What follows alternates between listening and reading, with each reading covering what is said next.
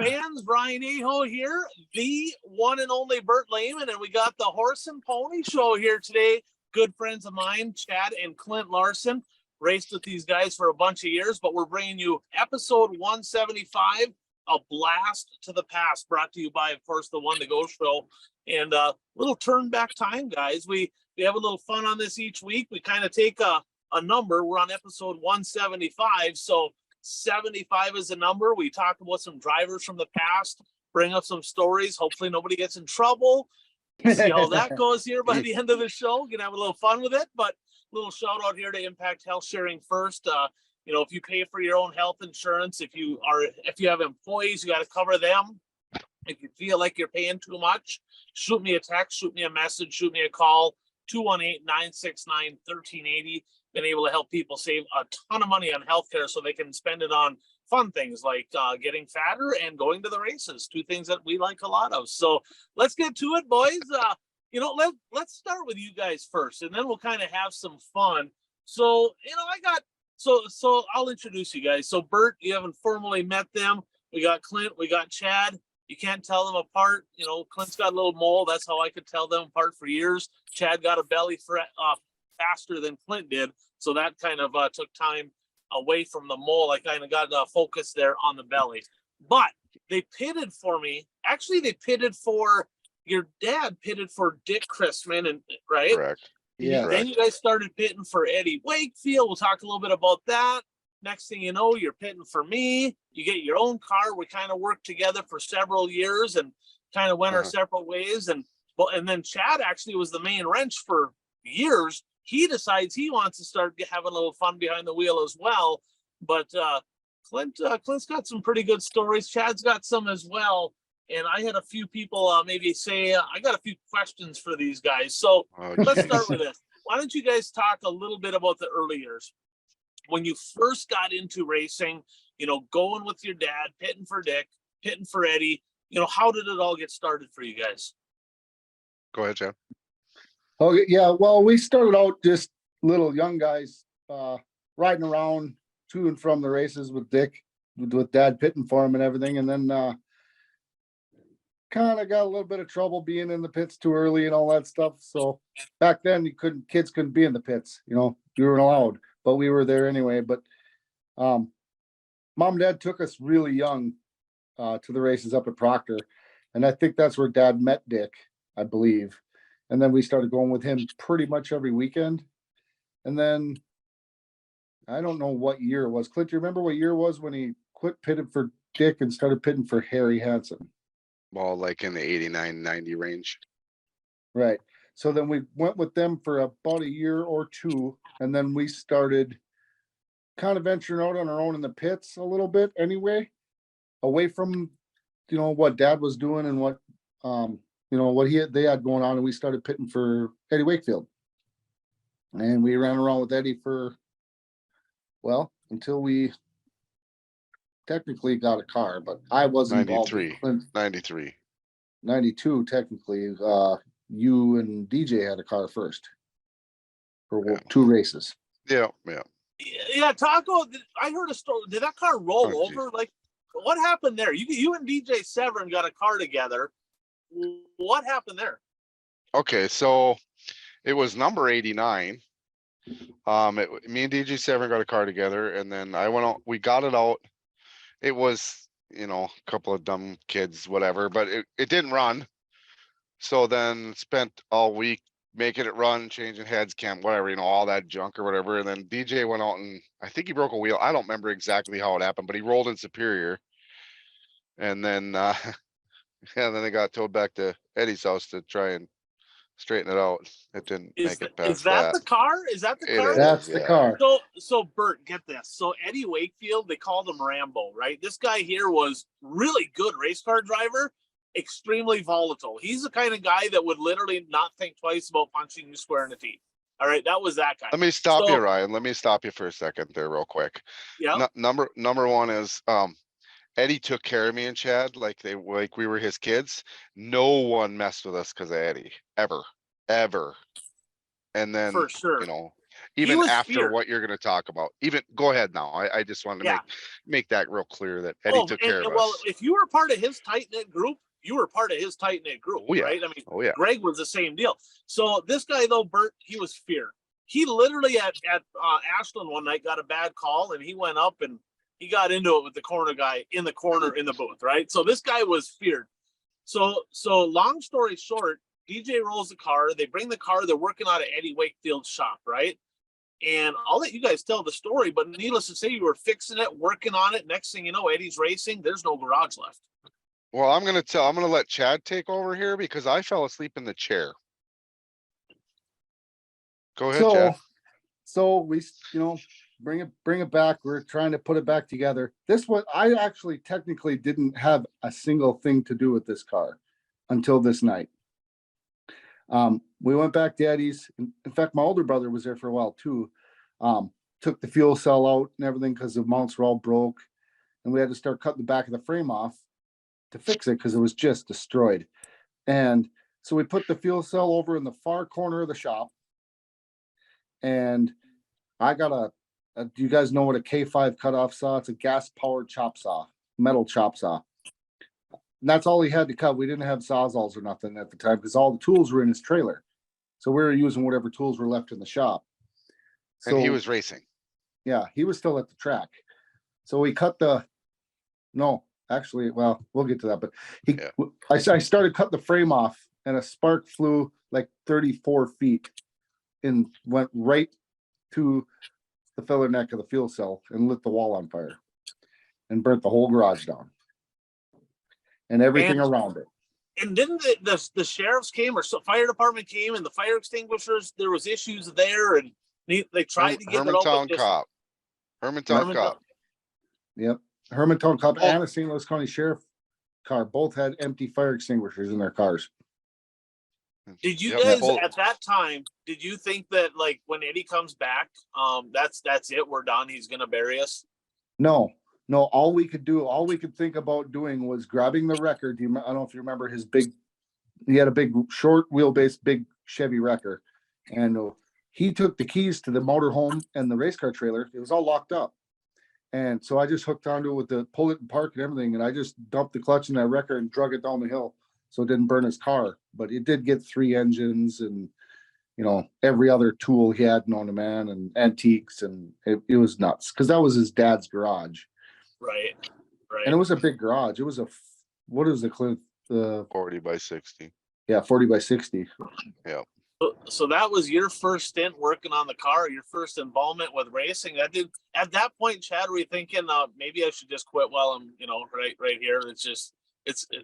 There was never no once. chance.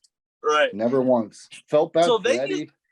Felt bad for Clint and DJ, but never once did I decide I didn't want to work on race cars. It actually got me fired up to build us our own now. I was gonna say it got him more fired up.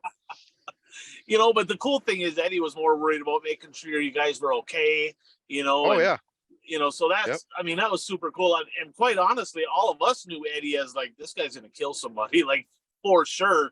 And you guys traveled with him a little bit. I know you had some fun stories. I heard rumors, right, of times like running out of gas, taking methanol out of the car, every other week. Really? Coming back from Ashland every other week. Because back then, there was no gas stations open, even for swipe cards and all that stuff or whatever, from Ashland all the way to Superior. Well, his motorhome wouldn't make it the whole way. Oh, really? The gas tank wasn't big enough to make it the whole way. So every week we'd hit the Maple Hill and he'd go back, and instead of having a can of gas in there, he'd go siphon the methanol out of the car, dump it in the motorhome, pull it half choke, and go get to Superior. Nice. Yeah. Did he? Was there times he didn't even like tie the car down? He just kind of let it flop around in the back. No, that was a little. Well, in the Q-Van, yes. In the Q-Van, yes. We didn't do a lot with him in the Q-Van. He had that motorhome with that multicolor enclosed trailer that we took. We did go to the North Dakota mod tour or whatever in the Q-Van, didn't we, Chad? No. That was the motorhome? No, we took the motorhome with it was Amber, me, you, Clint, and Brenda. Yeah, that's Eddie right. And Brenda. Yeah, No. You're right. So then you transition in, you guys start getting your own car, right? Must have been that next year. It was the purple one, right? Nope. No. First? Was Blue it? Crew.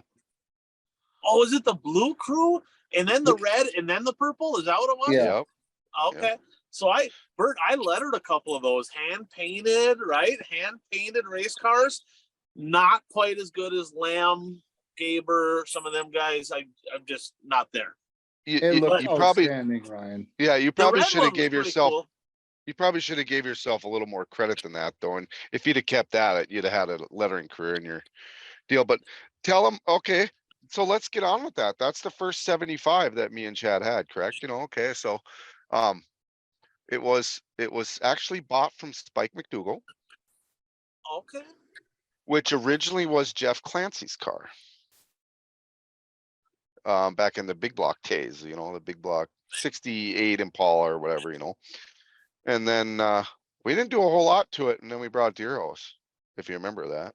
Yep. And yeah, then we basically for several years, multiple years, I've kind of raced out of the same shop. And at that time, Bert, one side of the shop had heat. The other side of the shop did not have heat. Let me get Bert, guess where my car was? Non-heat. Yeah. Hey, our car, by the way. Oh yeah, right, yeah. It was our car. They'd work like the Dickens on that thing, and then they'd come in and warm up. But while they were warming up, I wanted them to warm up faster, so I made sure they worked on my car because I just wanted to make sure they heated up a little bit better, so that way they could go back in and get some work done on theirs. And yeah, it was a lot of compassion, wasn't it? Oh yeah, for sure. Well, hold on, we got one more thing to say about a first race car. We sold our hockey equipment to buy that car. We quit hockey. Really? Yep. Yeah. Didn't we, Chad? Yep. Both of us sold every last piece of hockey equipment to buy that car. What did you end up paying for that first hot rod? I told she's like probably $1,200 or something like that. It wasn't wasn't no motor and tranny in it. Yeah, no more. It was a roller or whatever, and then we built a motor together for it. Okay. That was our first. And that was our first gig. Yeah, then you ran in the street stock. Yep, built, and then from that point forward, it was together like nonstop. I mean, everything. Street stocks. You ran in the super stocks, and I remember his first win in the super stock, Hibbing, Minnesota. I know this guy that started, I think 15th or 14th in that one, and I got second behind you. And I was pumped for it. I was mad because I freaking hate losing, but I was happy because it's like, man, that's his first win. So that was kind of a cool deal right there. Yeah. I do remember one time though, Bert, I was side by side with him, and I used to do the rod and reel deal. And he'll have a different story, I'm sure, here. But I remember coming down the back straightaway. We're side by side down the back straightaway, and I lift to get into 3, and there goes Clint yard sailing. I'm like, were you watching me the whole time, or what were you doing? He said his brakes failed or something. I'm not really sure. I remember going off, but I could not even begin to remember why. I was actually fairly good in Hibbing, so like as a driver, I always liked Hibbing. Hibbing was one of my favorite tracks. He actually, another thing, Bert, late model. He gets in a late model. First night out, never been in a late model before. Parks it in Victory Lane. First night out in a late model in Hibbing. So he's won some races. He ran well in the modified, but you were better at Cedar Lake in the modified really than anywhere else. You were pretty bolted down there for a couple of years. There's a reason for that. The motors we ran in that mod until midway through the year when my spec motor was finally finished. We ran them 383s and 377s, and they were not stop and go engines. They weren't. He ran that in the super too. Well, maybe. No, yeah, I tried that. No. 362. 60. Okay. Yeah, 362s. Get it right. You know, he said you said you got around Hibbing. You drove pretty good in Hibbing, right? Not just Hibbing. Race cars. I heard rumors maybe of a grader. Was there a grader deal? We got to hear that. The statute of limitations is far done. Mike Mackey. All I'm gonna say is Mike Mackey. You can blame that, Bert. We got to hear about this. No, I'm not blaming. Episode. I'm not blaming. He just reminded you of the story. Because I was a good boy. I went back. I was working on my car. You guys were out drinking and partying and having a good time. What happened? We had a little bit too much to drink, and back in the day, I used to be easily egged on. Let's just say that after a few cocktails, I could be easily egged on, and I don't remember exactly which one. It was Mike or it was Royney or I don't know who, Mark Royney. I don't know which one it was, but they egged me on to go take the grader. And I mean, I knew how to run all that stuff, just because or whatever. And I fired it up, took it for a ride. How many did you knock over, like garbage cans and Yeah, porta yeah, potties? they're betting me that no, not porta potties, because that Not could have porta- been like, yeah, that could have been like a legal thing or whatever, Right. because they weren't the racetracks. Yeah, I knocked yeah. over. I think I smashed. Well, I didn't smash into a porta potty. Just about. Bert, here's how dumb of stuff we did back in the day. We're at Cedar Lake with Soda 100, and rumor has it there was a little alcohol consumed at the 100, and over in Couple. turn 3, there was a big hill. They called it affordable lane down there at the 100. Me and Dingbat there get in garbage cans and decide we're gonna roll down the hill and race. We're You racing won. in I hit a garbage minivan. cans. It was a bad deal. Yeah, you did. You smashed straight into a minivan. I did. Didn't feel Oh, a thing. It was wow. good. So No, yeah, that here's was that same well, Soda 100 or whatever it was that whatever at Cedar Lake was Justin Aylward with the gas can full of Captain Morgan and Coke mixed, and then you just drink out of the gas can brand new. Or maybe it wasn't brand new. I don't know. It was fun. Lauren was wondering if you're still kicked out of Princeton. Nope. He said that you got a lifetime ban there or something from a record driver incident or something like that. With you mean? Was that with me? That he must have been talking about me and you. Were you down there with me? I don't remember that. No. Oh I'll my God. explain to you this story. Let me interject on that one. Okay. That would All be right. the night, Clint, that you did the carb stomp on the deck tin of, was it Rob Fredetton? Wasn't, yeah. When you No, set the 'cause left front back down on the guy's deck tin. And I then you lived down tried there. driving away from the record driver, hooked up. No, that was actually with the super stock in 02 against Ryan, me and him carving each other for the win, and we ended up wrecking each other. And then the record driver was going to hook to my deck bar to take me off the track. And I came unglued on him. That didn't go over. They told you to stay away for a while. Yeah, but I never got a lifetime ban because then I lived down there like he was talking about in that era. I lived down there in 05. And I raced there weekly. And then the incident he's talking about is I kept getting the slide job up the back straightaway. You know how Princeton is, right? You come out the corner and you just shove the guy off the back straightaway or whatever. So I had a car that 3-wheeled real well if I wanted it to.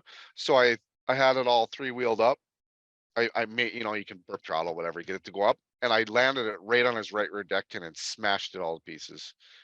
And then of course cut his tire and all that. And then he went off and I kept going. Oh, we did some dumb I stuff. didn't- So talk about it- you guys' it wasn't racing fast. career. What give me a couple of highlights from each of you, because Chad, you went on to race yourself for a while. What would be a couple of highlights that you guys had from your racing career? Then we'll jump into a little bit of some of these other drivers. We'll have a little fun here. Okay. Go ahead, Chad. Okay. Well, there's two favorites. One is a season for me and one is a race. Season would be 02 and we finally won a championship. And we At Proctor, right? yes, Proctor, and we went through 7 engines to do it, but we did do it. It's working, every night of the week and all that, the deal. But my favorite race would be the Red Clay Classic of 2004. We started the heat like 3rd row, I think, or maybe even 4th row, and got into 2nd. No, we won the heat, right, Clint?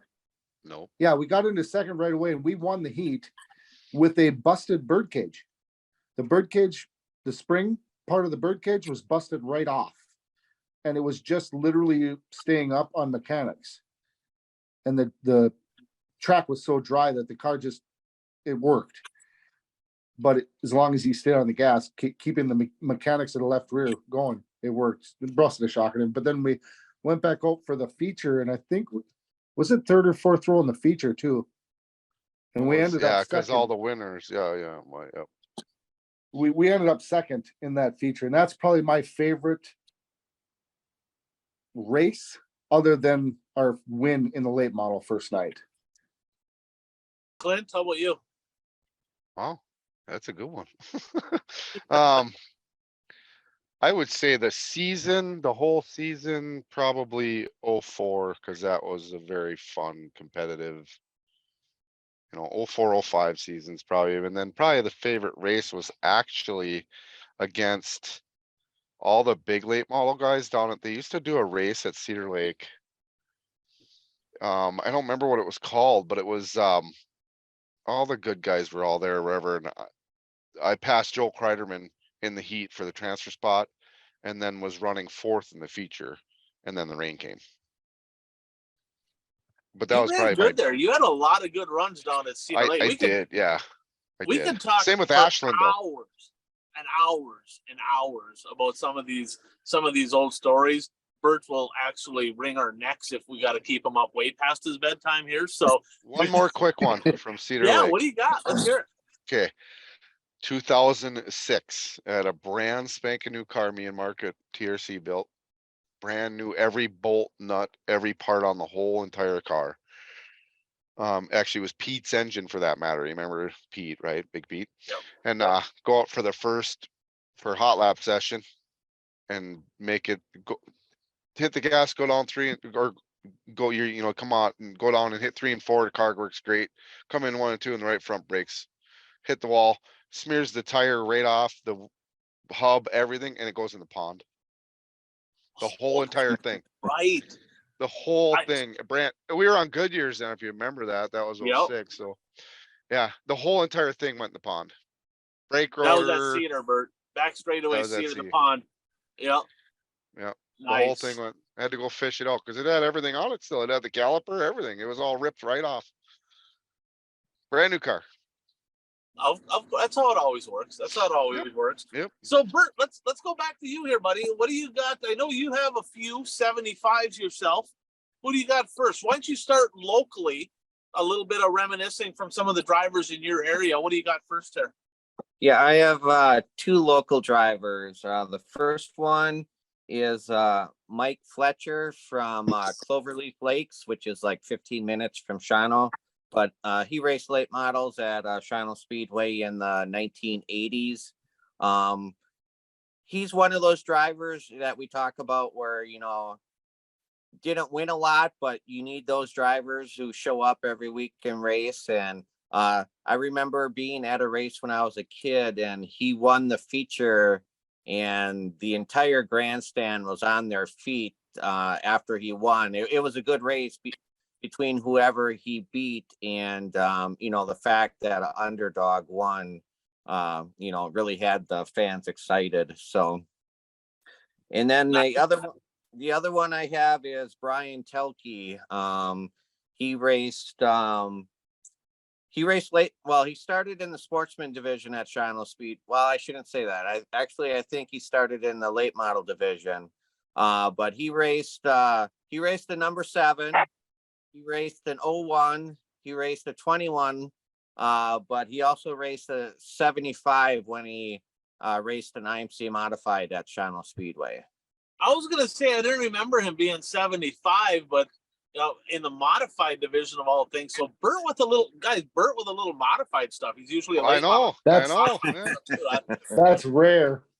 proud of you. So I got a trivia one. Bert, you ain't gonna get this. You two might. So this driver right here bought his first hobby stock from Kevin Carlson. Number 75, you're saying? Yep. Wow. Gary Corneliuson? Yep, nailed it. Bingo. How you Nailed it. remember that? Huh? So Gary Corneliuson, Bert, I tell you what, you couldn't find a nicer guy at the racetrack. He passed, it feels like it's been a decade, hasn't it? It's probably been 10 Probably years. close. I Well, Yeah. would think so, yeah, yeah. Lauren did that race. Yeah. Yep. So then Oh, he it's been more than a transitioned into decade, yeah. supers, and his dad was Russ, so his number was 34. So he went 34R, kind of to commemorate his dad. That's how the 34 came, and he ran super stocks. He was a dentist up there, North Shore Dental, and I hated the dentist, but I'm like, I'm gonna go to him because I like him. He's a nice guy. So I went to him, And boy, that memorial race that Lauren put on, I got to help him a little bit It with was that as good. well. It was huge. We had a ton of cars. The fan count was great. But Gary Cornelius, and a guy that ran for a long time, and just one of those guys that you talk about all the time, Bert, that didn't win all the time, anything like that, but just he was so nice, and everybody got along with him. And he's got family in the sport. He was married to, or actually his sister Debbie is actually married to Steve Inman, and the Inman family. Andrew Inman races, her son Jeremy raced, so tied in with the family there. But one that's definitely gone but not forgotten.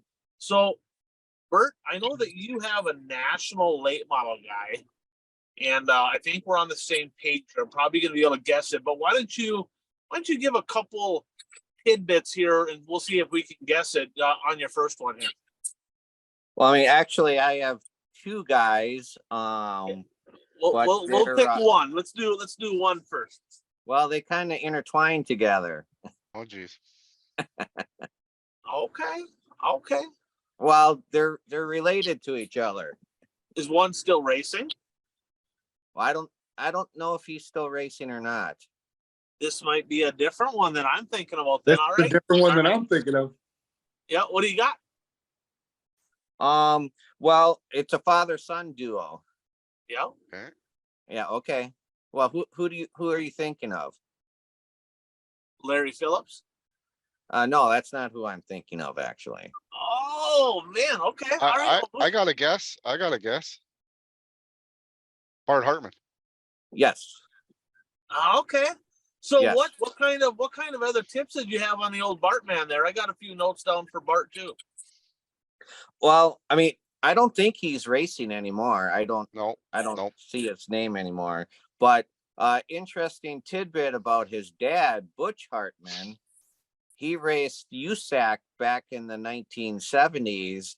And in 1974, Shawano Speedway held a USAC race, and Butch Hartman raced at Shawano Speedway in that race. I have a picture saved somewhere on my computer of him at Shawano Speedway, but I can't find it. I mean, when I want to find it, then I can't find it.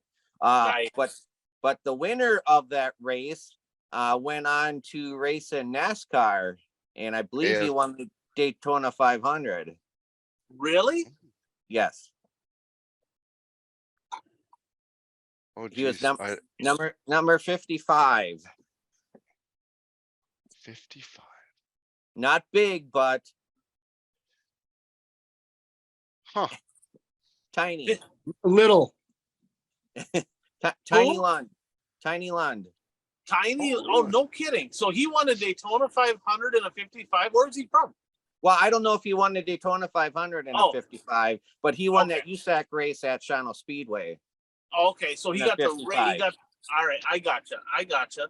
Nice. So Bart Hartman also 2009 World 100 winner, 2001 Dirt Track World Championship winner at Pennsboro, and remember the Dirty Dozen in 2004. He was one of the members of that initial Dirty Dozen. That was a Goodyear deal, wasn't it? That the Dirty Dozen. I don't know. I'm not sure. I feel like Bert should know this one. So, but wasn't the Dirty Dozen the original World of Outlaw? I think driver? So. I think so. I thought it was. I thought they had a good. Oh, maybe it was a Stacker 2 deal, a Goodyear deal. Was that? Yeah, that was a Goodyear. Yeah, that was Goodyear. Goodyear. Okay. All right. So that's. Well, hold on before you go on. I'm going to add Bart Hartman there. Remember 2003 that blue and yellow car? I copied his car in 2004. That thing was badass. That blue and yellow car. I copied his car when he had the all yellow car. Do you remember the all yellow car? Chad, you remember, right? Yep. Oh, we actually copied it twice. We did it in a modif in '99. Yep. And then we kind of had the swoopy numbers. The numbers were sweet looking on that thing. That's what I copied for my numbers. Of that too. Yeah, that thing was cool. I liked it better when he went blue and yellow. I just of course you did. Of course, just definitely faster. So I'm gonna go and I'll give you a couple tips here. This driver mentored Kenny Wallace, Rusty Wallace, Mark Martin, Kenny Schrader, 2001 inaugural National Dirt Track Hall of Fame. 1975, he got on fire. At Fort Smith, he started on fire, and he recovered for 2 years before he got back in a car. And I've seen numbers that into the thousands on how many races this guy wins. It's hard to actually know for sure. One at Speed Weeks, one on the Hell Tour. 1980 KLJV 100 at Huron, South Dakota. He won that. And then 82, 85, and 87, he won during the winter, some of them races down in Manzanita. First driver to have 5 NASCAR Weekly Series championships.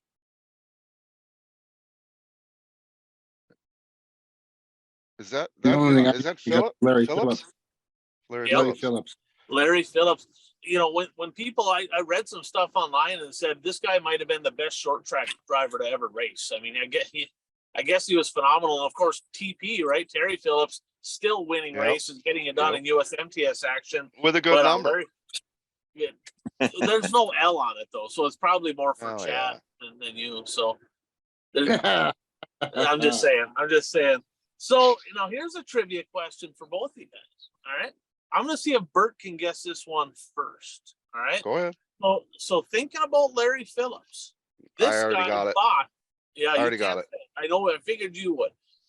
Okay. So Bert might be able to get this one. He's a late model guy. So in 1987, he took a car that he bought from Larry Phillips, kept the same number, changed the sponsors on the side, went out and was the 3rd driver to win the WISSOTA late model national standings in 1987. I don't know. Bert, we're Yeah. gonna have to get you up to shape on WISSOTA stuff, buddy. I got another hint. Didn't he win, or it's a question hint. Didn't he win 9 or 10 races in Hibbing? that year? In 1 year. Yeah. In 1 I think year. he dominated. He was so good that year. Next question, a hint. I believe it was a Bullet chassis, if that It helps. was. It was. I think you're correct. No, I know it was. Was it Bullet by Ray Callahan? Is that what it? Yes. It was a Bullet by Ray Callahan. And previously, before that, this driver was number 40. Owned a body shop in Rainbow Duluth. Auto Body. Rainbow Auto Body. Rainbow Rick Popovich. Yeah, I knew that one That all guy along. was phenomenal. Does he even go to the races anymore down in? He's from Duluth. His kid is there all the time, and his kid's on Facebook all the time. Cody. Oh, really? Yep. I'm gonna have to friend request I think him. it's I'd like Cody. to. That'd Cody be a Fine. cool guy to. Cody. So here's one for you. 2010 John Seitz Memorial winner. Oh, geez. I should know this. 2-time NLRA champion. Is that Cody Skitlin in a late model? It is Cody Skitlin in a Yeah, late model. Yeah, Good he actually job. won the WISSOTA 100 and Jeff Cackala's number 11. Stood out in a modified, phenomenal race car driver. Hasn't really raced. He ran 4 shows last year, but he's kind of doing the family thing now. And then his dad, if you guys remember him, won championships in Grand Forks, Can-Do. There used to be a racetrack up in Can-Do, North Dakota, Winnipeg, and Greenbush. Do you guys remember his dad? I do cannot not. think of his name, but I Dale do. Skitlin. Yeah, see, that's modified time, right? No, he was a late model guy. Dale, you sure he never ran a modified on the tour? I don't remember Dale. I mean, he may have, but I primarily remember Dale Skitlin as a late model guy. Oh, you're probably right, but I for some reason I'm thinking he had a modified. Maybe I'm wrong. I don't know. Yeah, But Cody ran modified No, I quite know. a bit. Dale may have. If somebody knows that, they can definitely post in the comments. Hey, one more quick question for you guys. So I think Chad, I don't think you went, but Clint, you went down with Royne and Pravo and all them guys and took my trailer down to Florida, didn't you? I I hauled didn't- it, yeah. Yeah. It's an enclosed trailer, Bert. So things are supposed to go in the trailer. Mhm. Didn't you haul back a destroyed race car? Tell that story. Brand new trailer. I get it. Brand new that year. They're like, hey, can I take the trailer down? And, yeah, go ahead. You can use it. Take it down to Florida from Minnesota. So that was a trip. I went down with Pete Big Pete. Me and him drove down. He drove through Chicago and Atlanta, and that's it. I drove the rest of the way or whatever. And we hauled down a mod, and I don't remember what night it was, but wrecked it immediately. Provo was driving, I should say. Jeff Provzi was driving. I don't remember exactly what happened, but wrecked it right away or whatever. And then, so me and Mark have the harebrained idea that we're gonna put a clip on it down there. So we go to a junkyard and get a clip or the whole frame basically. And we're gonna put a clip on it. And then Kevin Bebrock ended up lending us a car and whatever, but we're like, well, we paid for this clip and whatever, and all the suspension, because back then you had to run the stock lowers and all that stuff or whatever. So we proceeded to put it on the roof of the trailer. We didn't ruin anything, if that matters, but then so we have the borrowed car from Kevin. We also have our wrecked frame and every part from both cars in this trailer. So she's a hair overloaded. I could go 150 miles on gas in a 2000 brand new 2000 454 dually pickup. Yeah, 150 miles is all I could go. Wow. And I'm mean, there's happy more that we to can the go a little story. further now. Yeah, there's more to the story. I mean, he ended up wrecking the other car too, but we did win a strawberry dash one night down there. Oh, you remember that? Did they have strawberry dashes at East Bay this year? I don't feel like they did. Did they? Yes, Oh, they did? yes. Okay. But they So, don't give the flat. Hold on, they don't give the whole flat of strawberries to the winner anymore. No, You they get give them strawberry shortcake. strawberry. Yeah, they Oh, give okay. some strawberry shortcake. Yeah. Bert, you got another national one for us?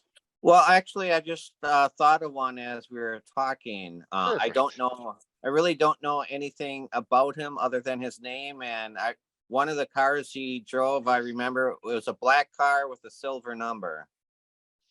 Are you talking about the modern day cowboy? I don't know who's the modern day cowboy. John Gill? Yes, John that's Gill? who I'm talking Yep. about. Jackson 100 winner, North-South 100 winner twice, 1996 Prairie Dirt Classic. I guess he was the guy that came in all spiffied up, belt buckle on, cowboy boots, and his and he worked out. His nickname was the modern day cowboy. Okay. So, yeah, that's a good one. I got another national one for you guys. The River City Hustler. River City Hustler. River City Hustler won a lot of Deary Brothers, kind of Iowa, the Midwest, Indiana, that Illinois, that area. I think some Missouri. This guy actually finished in the top 5, I think 3rd or 4th the night I won down at East Bay in a modified. He was in I think a 12 car then, but he ran 75 forever. Ray Gus Jr. Oh yeah, okay. Yep. I was thinking of somebody else. The River City Hustler. Now, here's one for Chad and Clint here. I remember him mostly in a modified. Then he had a super stock as well, black car, 75, Parker store down the side of it. My co-sponsor person. And yeah, you guys kind of, I think you had the sponsor at the same time, actually. We did. He was his name is, I know a lot about him. He's from the Deer River area. There's a Parker store plant. Deerwood, excuse me. Yep. Deerwood. There's a Parker store fittings manufacturing plant out there. He actually used to have a wedge bed trailer or a wedge bed truck. It starts with an A. His last name starts with an A. Ashwaban, or I don't remember Close. exactly. You're close. He's buddies with my uncle. He rides motorcycle. I saw him up in Hibbing last time I went to Hibbing. Fred Aschenbauer. Aschenbauer, okay. Yep. And he still has a car, guys. He's mid 60s. He didn't race it last year. He's got a super stock number 31 sitting there. I should probably get on him a little bit, maybe see if I can go up there and go beat on some fenders a little bit or something. I mean, since he's got it, I might as well, right? So Fred Aschenbauer, super nice guy, really nice. good guy. Yeah, that super was weird. stock guy. 75. Hold on, that was weird. We were the same colors. We were both 75. We were both sponsored by Parker Store. Talk about confusing the crowd. Yeah, but his when you go out of town, his bodies look better at the end of the race than yours did. Right? Yeah, it's probably from you. What are you commenting on? You probably tore the door off 15 times that year. I don't know what you're talking about. I plead the fifth on this. I'm calling BS. I don't know. right. How about, there's another Princeton guy. This guy passed away a couple years ago of cancer at the age of 52.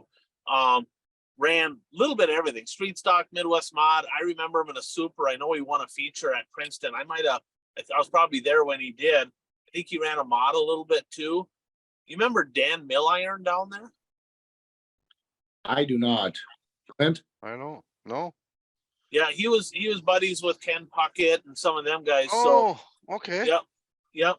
And I didn't know a lot about him. I remember racing against him, and he had some pretty good looking race cars. But yeah, I mean, really young, 52, tragically passed. Here's one for old Bert here. You might get this one. Late 80s, this guy was an absolute standout at the Cedar Lake Speedway in Menominee in the late model division. I figured you probably do. Sponsor on the side of the car was King Coil. Mattresses. I don't know. Clint? Todd Anderson. He's back in a car. He ran a USRA late model last year at Cedar. Really? Yeah. Oh, that's cool. He took several years off. Now, I think it's the same Todd Anderson, but he ran a super stock prior to being in the late model. Do you remember what number that was? The CLS Super, though. Yep. 500. I don't. Oh, really? Yeah. Yep. Okay. I feel that was that's like the a same CL. Todd Anderson. It might be but that'd be in the era of the CLS super stocks. They called them actually CLS late models, really is what they called them. Yep.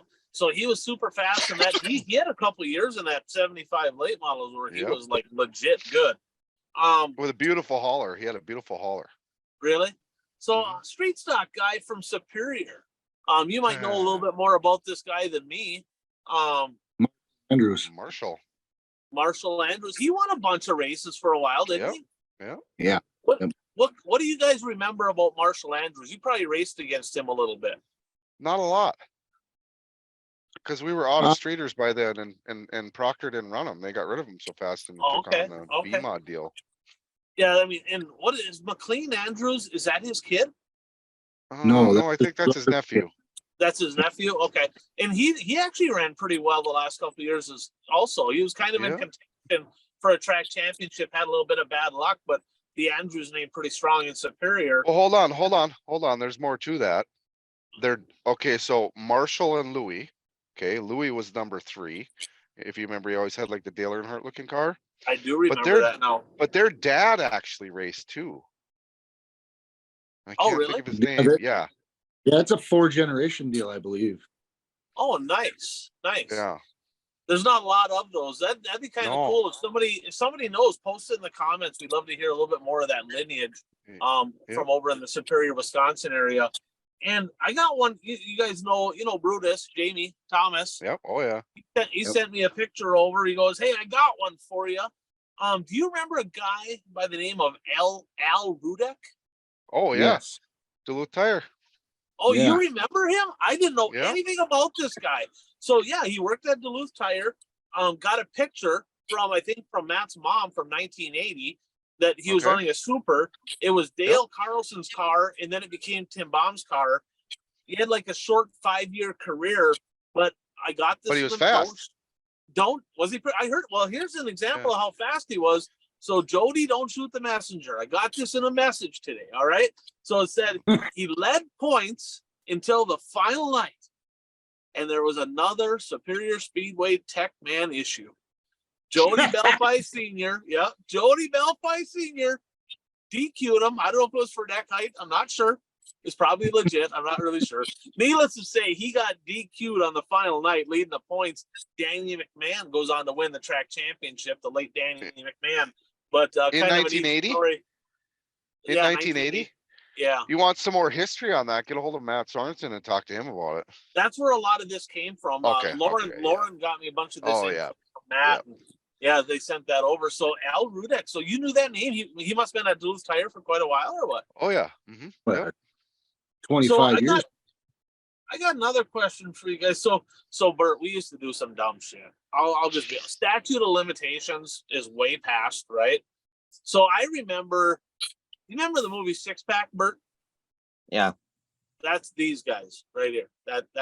They were my 6-pack. I remember one time, I'm not going to say who it was, but you can go ahead and say if you remember. We're out dumb after the late. I think it was the night before the races.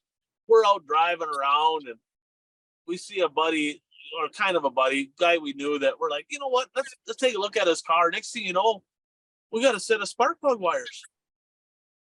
And the next day, the guy's at the track. He goes, I got no spark plug wires. And somebody, lo and behold, said, hey, I got a set. You want to buy them? And I think he sold them to him for like $20. He's like, yeah, they're the same kind I use. Remember that story, guys? No, I don't remember it. I do. I do quite well because I think there was also a steering wheel involved then too. What do you think, Brian?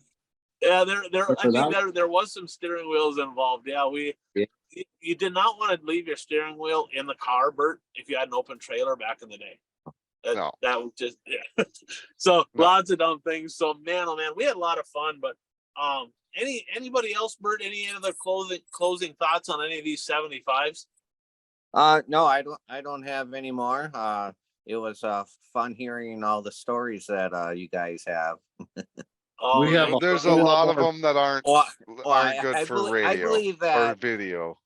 Bert, we deer hunted together for quite a while, and there's probably a statute of limitations is up on that one. But let's just say that there was a little bit of a fender bender involved.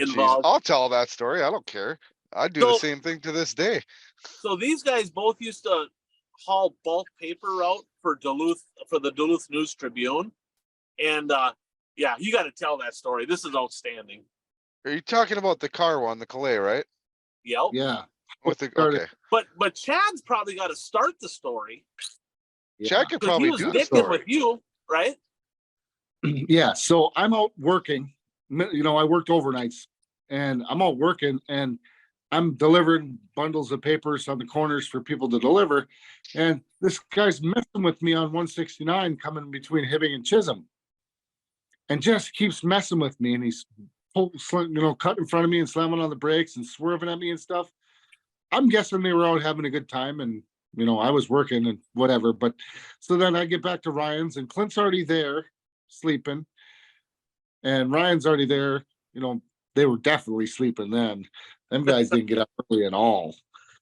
And so I got there and I took a nap for a couple hours. And then we went out to go work on deer stands. And we all piled in Clint's car because we drove down to, not everybody could fit on the 4-wheeler. So we drove down to where we were going to go work deer stands. And we pull out of the driveway and that pickup goes by that was messing with me because it had I don't know if it's a 4-wheeler or something, motorcycle or 4-wheeler in the box. So I knew right what it was. So we pull out the driveway, Clint's driving, and it's kind of a somewhat 2-lane right out in front of Ryan's parents' old house. And we got up next to the guy or whatever, and, exchanging pleasantries and all that stuff. Well, the guy kind of swerves at Clint a little bit. You don't do that to Clint. Clint turned into him at full throttle, 55 miles an hour in a Cutlass Calais. Drove right up the right front, his right front tire, or that guy's right front tire, and Clint's together drove right up the top of his truck, smashed the fender on his truck, and off we went.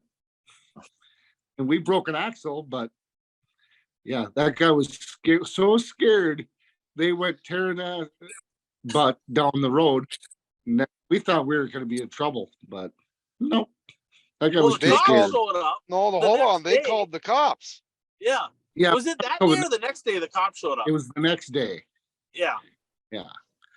Yeah, the cops showed up. He's like, well, we got a report of you swerving at somebody and driving over them. We're like, what are you talking about? And the cops like, well, we know this guy. He's kind of a little bit of trouble. So we're just going to pretend like it never happened. You guys just have a good day. It's like, oh my God. Hold on. There's more to that. So that truck got disabled up the road. They had to pull into a driveway or wherever. It got disabled or wherever. That's why they called the cops. Oh, I don't remember that part of it. Because I got talked to by the cops by myself, Oh, okay. Right. Boy, we had some good times. I tell you, Oh, man. and let's end with this. I mean, you think about the culture and all the things that we did racing. What is the biggest change you guys see in today's racing, other than cost and that type of stuff? What is the biggest change you guys see in today's racing culture versus when we were racing hot and heavy?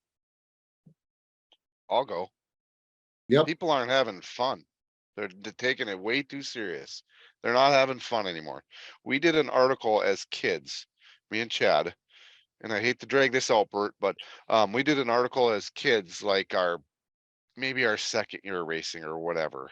Jerry O'Brien wrote the article, and in the very end it said, when we're not having fun anymore, we're getting out. And that's exactly what happened. I mean, I get it. Life gets in the way, and we've got businesses and stuff to run and whatever and stuff like that. But I mean, I've been back racing a little bit here and there and whatever, but it's because it's not fun anymore. People take it way too serious. It's still supposed to be a hobby and still supposed to be enjoyable, and it's not anymore. Is part of that because it's so dang expensive that people feel like they have to take it more serious? Well, I think there's so many people racing now that are so serious about it that they have to finish, whatever, do good because of the money maybe too, but nobody just goes out to do it for fun anymore because you can't, because you don't compete. Right. Chad? That's my theory. So obviously everybody can comment on the money aspect, but my biggest thing is I like going. I still like going. The problem is there's no camaraderie. There's no togetherness whatsoever. You go in the pits and nobody talks. I mean, there's a few of the older people that I grew up watching, and then, and then my friends that I've had for 30 years. But other than that, nobody goes over to pits. They're each other's pits and talks before the races or at intermission if there's nothing to do to the car. And money probably maybe has part of it to do with it, but Clint's right. It's about the seriousness, but it goes to another level. You can be serious because Ryan was one of the most serious people at the racetrack. That isn't all of it, because Ryan took everything seriously until you didn't have to take everything seriously. Right. At the end of the night, you'd stop and talk to the fans, the kids. That was the biggest thing. Kids, I think, need to be involved again. And there's like your fellow racers. If you're racing weekly, it's used to become a family. Whether you liked them or hated them every week, that didn't matter. You still liked them at the end of the year. It just was togetherness for everybody. And it doesn't matter the class either. That didn't matter. The street stock guys would, shoot the breeze with the late model guys and all of it. Everybody was kind of included back in the day, and that just does not happen anymore. You get little pods of people when I go into the pits. It's just not the same. And people get done racing, they pack up their stuff as fast as they can and get out of the racetrack. It don't matter if it's 9:30 at night, they're out of there. Right. That is a huge deal right there, for sure. They're leaving before all the features are over. I mean, that's tough. And that's partly on racetracks too. They could switch it up and run everybody differently, give everybody a chance to, hang around after the races a little bit, but they ain't gonna. There you go. So promoters, racers, create that culture, because the stronger that culture is, the stronger the sport is. I agree totally. So guys, thanks for coming on. It's always fun talking to you guys, talking racing. Bert, we could go for about 6-8 more hours, but I don't think that anybody really wants that right now. Yeah, we all got to get rolling. We got work to do. So, but I appreciate you guys. Hey, Bert, thanks for putting up with us. Oh, no, thank you for the great stories. Yeah. By the way, nice to meet you, Bert. I didn't get to say hi. Nice to meet you. Nice to meet you too. Yeah. Thanks. All right, guys. Well, so thanks a lot. You bet. Thanks a lot, Thanks, guys. Ryan. Appreciate everything. Episode 176 next week. So put your thinking caps on, everyone, for the number 76. Shoot us over some pictures, favorite stories, whatever you got, because we love to talk about old times. I'll text you if you too. Sounds good. Bye.